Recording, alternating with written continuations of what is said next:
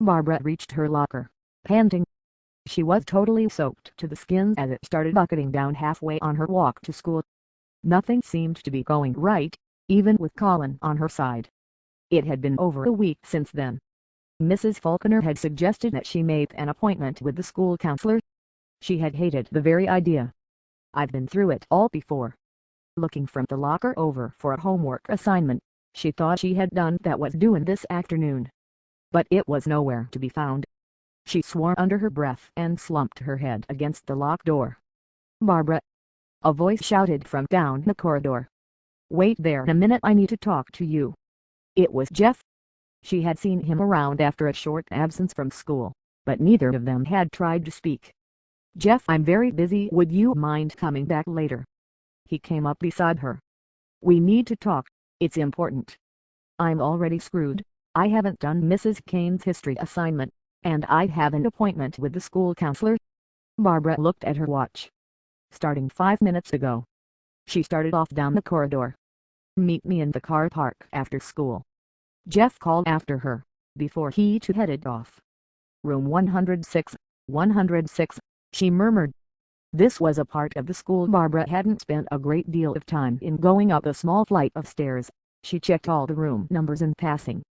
A little while later she found the room, but it was locked. "I'll bet she thinks I'm not coming, so now what do I do?" Light footsteps padded along the echoing corridor behind her. She swung round to see a youngish woman half running, half doing her hair.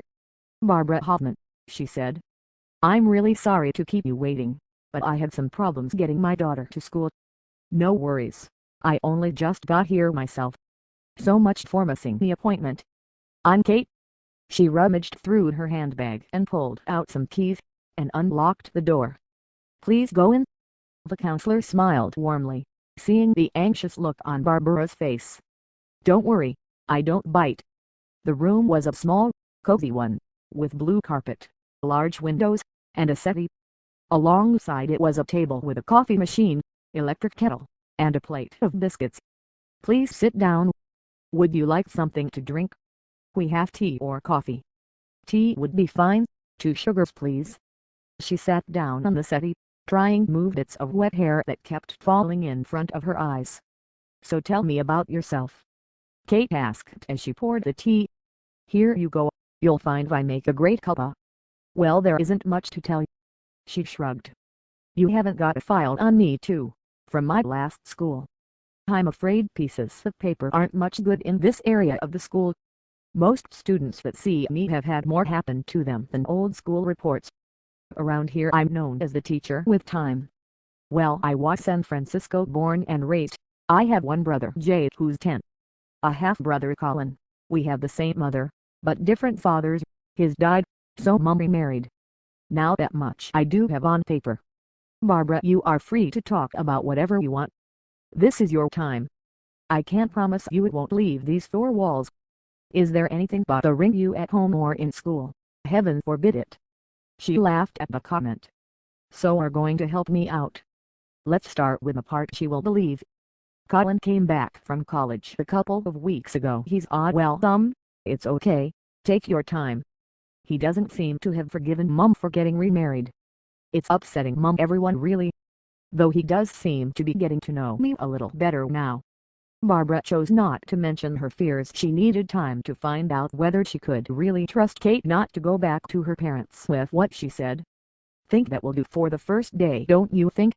The counselor got to her feet. "Shall I put in the books for this time next week?" "Okay, that would be great, Kate." She turned to head out the door.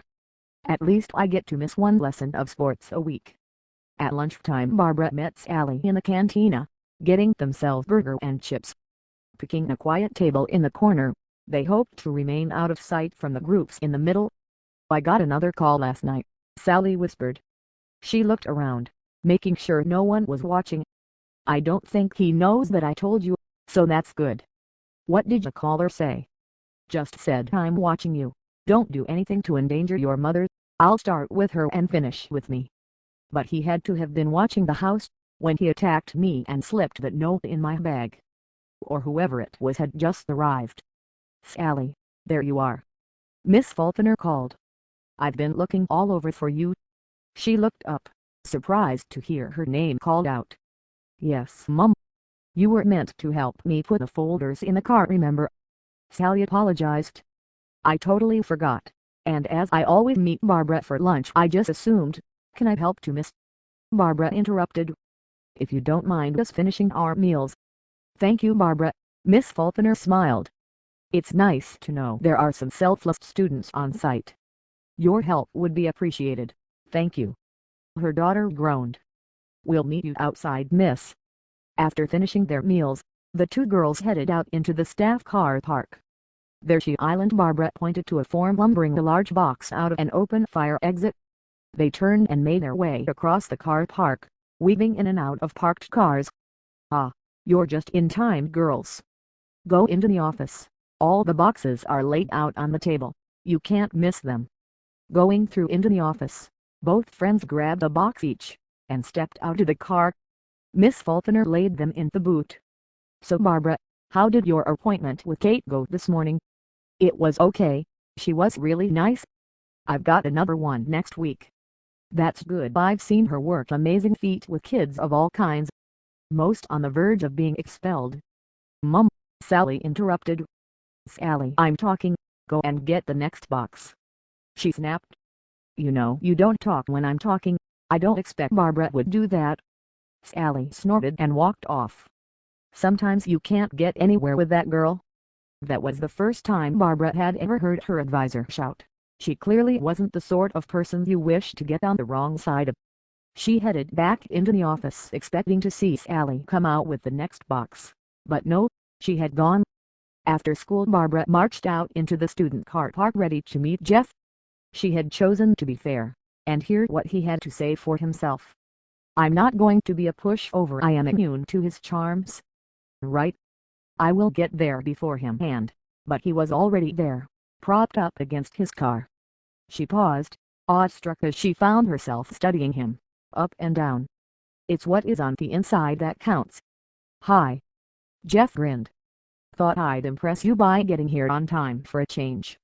Here I am on the verge of dating the most gorgeous guy in Winterfield, and all I can't think about is whether he's a creep or not. I'm impressed. Now shall we get down to business? Don't you want to talk about this on the way home?" He got closer, reached out his arm, but she jerked away. "Hot yes, no, I mean I do not think so.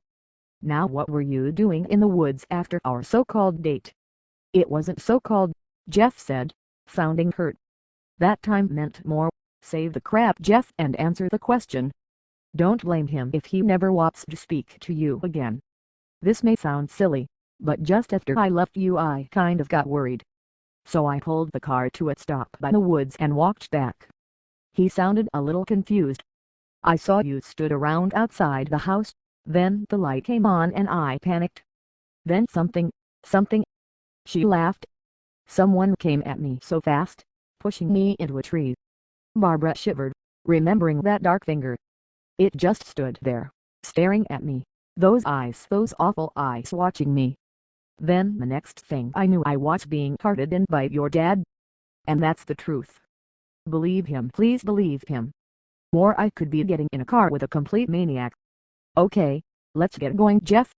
The Cadillac sped along the rain-soaked road, both driver and passenger not saying a word, just looking out their side windows. It was down to Jeff to break the spell. It rained like this for 4 whole days a couple of years ago. There was sure a lot of flooding. Even the roads into Winterfield were flooded. "Do you think it will happen again?" Barbara asked, not paying much attention to the conversation. She had many more things to think about than the weather. "Oh, it's hard to say really." Barbara turned to face him. "Is there anything special about the 20th of November by any chance, would there?" Jeff thought for a moment. "Not that odd, yeah, the 20th. It's the anniversary of Sarah's disappearance." That really sent a shiver down her spine. "I have to be out of the house by the 20th, at least that's what that letter said." Quickly she explained to him about the letter. "The last time we spoke you said you were going to have a word with Sally. Did you get round to it?" "It was her I saw in the woods. I went round Miss Faulkner's house. There was a phone call. Whoever's been threatening me has been blackmailing Sally. Jeff replied, as if he didn't quite know what to say next. That call could have been a setup, to make you think. They turned into a steep bend. There was a flash of bright headlights from the road ahead. Barbara had to raise her hand to block out the blinding glare. The car skidded. She felt forces of all kinds pull at her body, as the car came to a halt, in a large crack.